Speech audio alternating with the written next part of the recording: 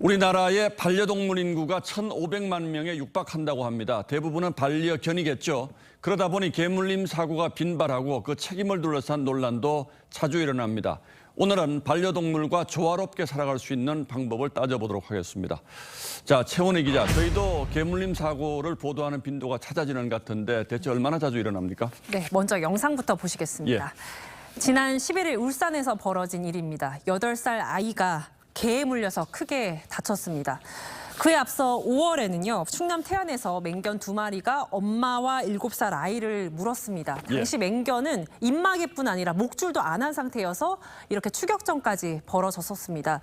이런 개물림 사고는 해마다 2,000건 이상 발생하고 있습니다. 하루 6건 꼴인데요.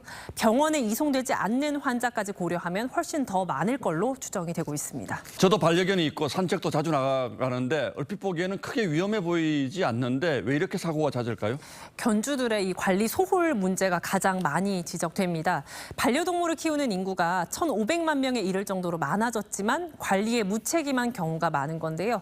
우리 개는 위협적이지 않다라고 생각해서 목줄을 채우지 않는 분들도 적지 않습니다. 1차적으로는 보호자들의 책임이 가장 크다고 봐야 되겠군요. 네, 맞습니다. 개는 태생적으로 사냥 습성이나 공격성을 가지고 있는데 사람과 더불어 살아가려면 그에 맞는 학습과 훈련을 통해서 이런 것들을 조절할 수 있는 능력을 길러줘야 합니다.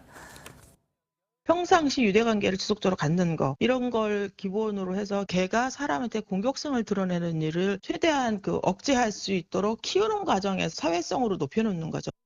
네, 더불어 현행법상 입마개를 채우는 맹견은 이 아메리칸 피플테리어 등 5종뿐인데요. 이 품종은 위험하다, 저 품종은 위험하지 않다는 식으로 단정할 게 아니라 이 공격성이 통제되지 않는 개들에 대해선 입마개 착용을 강제해야 한다는 목소리도 있습니다. 일단은 내 개는 물지 않는다 이렇게 단정할 것이 아니라 다른 사람들을 배려하는 견주들의 책임의식이 필요하겠고, 그리고 사고가 나면 책임 소재는 어떻게 따집니까?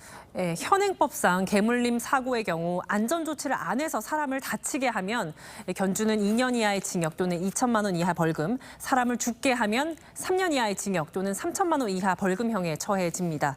하지만 실제 처벌 수위는 벌금형에 그치는 경우가 많습니다. 선고를 굉장히 낮게 하는 문제점은 있기는 합니다. 견주의 책임을 굉장히 강화하고 엄격하게 좀 처벌 수위도 더 높이고. 네, 영국에선 개물림 사고가 나면 견주에게 최대 14년형이 선고되고요. 또 뉴질랜드의 경우 견주가 맹견을 다룰 능력이 되는지 따진 뒤에 기를 자격을 주기도 합니다. 사람을 물었다고 해서 개를 안락사시켜야 한다는 주장도 적지 않은데 이건 어떻게 봐야 할까요? 우리나라에는 개물림 사고를 통해서 사람을 죽거나 다치게 했다는 이유만으로 개를 안락사시키는 규정은 없습니다. 이번 울산 사건도 경찰이 압수물 처분의 방식으로 안락사를 다시 추진하고 있는데요. 견주의 책임을 우선으로 하되 이 공격성을 누르기 힘든 경우에 엄격한 규정을 마련해야 한다는 목소리가 나오고 있습니다.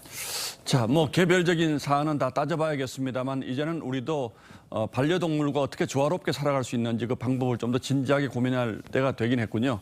네. 최원희 기자 잘 들었습니다.